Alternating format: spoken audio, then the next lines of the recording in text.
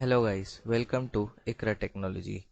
आज हम देखेंगे स्विच स्टेटमेंट के बारे में। स्विच स्टेटमेंट एक डिसीजन मेकिंग टूल है जो मल्टीपल कंडीशंस को हैंडल करने में मदद करता है।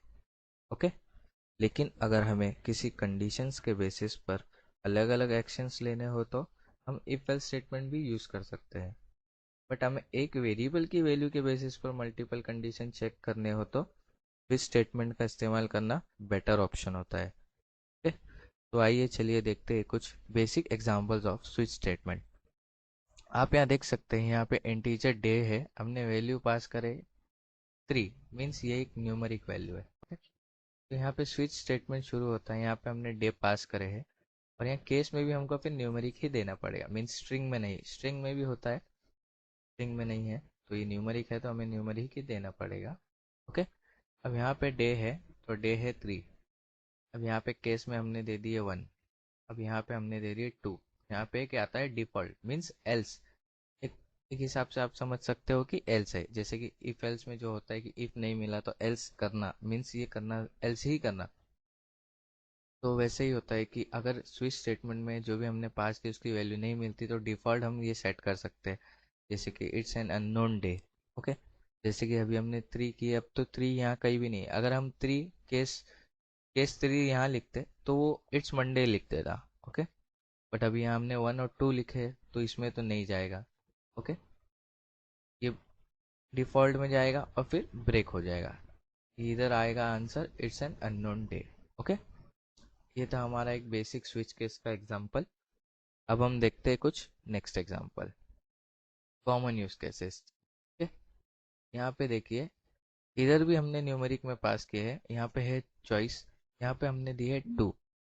इधर स्विच स्टेटमेंट में चॉइस को पास कर दिए। अब यहाँ पे केस 1 देखिए, केस वैल्यू है 1, यहाँ पे है 2। अब आप देख सकते हैं कि हमारे पास 2 है, तो हम क्या करेंगे, अब हमको आंसर क्या आएगा मालूम, अब हमको आंसर आएगा your ordered pasta, you ordered pasta. Okay, क्योंकि यहाँ पे केस में वैल्यू 2 है और इधर भी वैल्यू 2 है, तो हमको ये आएगा कंसोल राइट लाइन में, और यहाँ से ब्रेक हो जाएगा। ओके, देन नई डिफॉल्ट में जाएगा, नहीं कुछ, ये केस 2 में आया और ये कंसोल राइट लाइन में लिख के ब्रेक हो गया। ओके, ये था बेसिक एक कॉमन यूज केसेस। अब यहाँ पे देख सकते हैं, एक डे ऑफ द वीक है। Okay, day of the week में क्या है, डे है 5। अब यहाँ पे डे तो 5 है नहीं, डे तो 5 दिख रहा नहीं है। अब वो यहाँ पे हमने 1 और 2 ही पास करे हैं यहाँ पे भी, तो इट्स मंडे और ट्यूसडे, ट्यूसडे शो करेगा।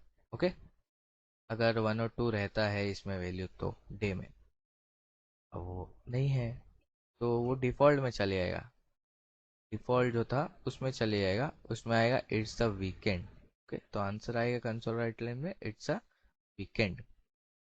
और एक और बेसिक एग्जांपल है, जैसे कि यहाँ पे हम ले लेते हैं, यहाँ पे सिग्नल, सिग्नल पे दे देते हैं हम यहाँ पे स्ट्रिंग में रेड, वैल्यू दे देंगे रेड।